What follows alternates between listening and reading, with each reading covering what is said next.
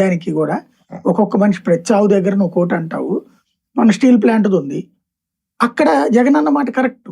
వీళ్ళు ఇవాళకి కూడా దానికి అంటే ఒకటి జగన్ కున్న ఏకైక సమస్య ఏంటంటే ఆల్ ఇన్ వన్ ఆయనే మాట్లాడా లేకపోతే ఆ సజ్జలో లేకపోతే ఇంకోళ్ళు మాట్లాడతారు. కానీ ఇప్పుడు దీంట్లో పవన్, లోకేష్, ఒక బాబు తర్వాత అనేక మంది మంత్రులు మాట్లాడే మాటలకి ఇచ్చినటువంటి మీడియా హైపు వీళ్ళ దానికి రాదు. జస్ట్ అట్లాగా పాస్ ఆన్ కామెంట్స్ లాగా తీసి పడేస్తారు. వీళ్ళ దగ్గర బలమైన లీడర్లే ఉన్నారు, బొత్స సత్యనారాయణ, అంబటి రాంబాబు, పేరు నాని. కానీ media coverage style of functioning వీళ్ళకి ఇస్తున్న ప్రయారిటీ వాళ్ళకి ఇవ్వట్లా.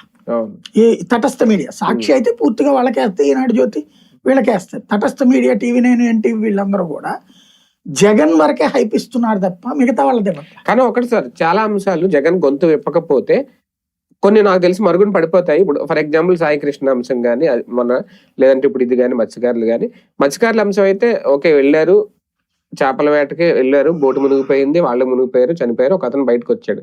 కానీ ఇప్పుడు ఈయన రేజ్ చేసిన పాయింట్ చాలా దగ్గరకు వచ్చారు, అక్కడ కోస్టల్ అధికారులు, కోస్ట్ గార్డ్స్ కానీ వీళ్ళందరూ కావాలంటే రక్షించవచ్చు, అక్కడ ప్రభుత్వం నిర్లక్ష్యం చాలా స్పష్టంగా కనిపిస్తుంది. కొన్ని పాయింట్లు రేజ్ చేశారు. అది డైవర్ట్ చేయడానికి ఇప్పుడు ఈ గొడవ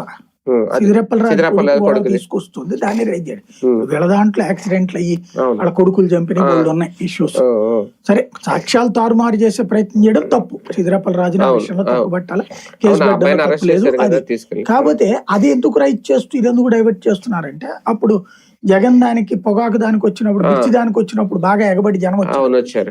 దాన్ని డైవర్ట్ చేయడానికి ఏం చేశారు, ఎవరో చనిపోయిన అతను బండి కిందనే అని వారం 10 రోజుల పాటు అదే చర్చ జరపడం ద్వారా ఈ చర్చ నుంచి డైవర్ట్ చేశారు కదా. వీళ్ళ డైవర్షన్ టాక్టిక్స్ అదే ఉంటది.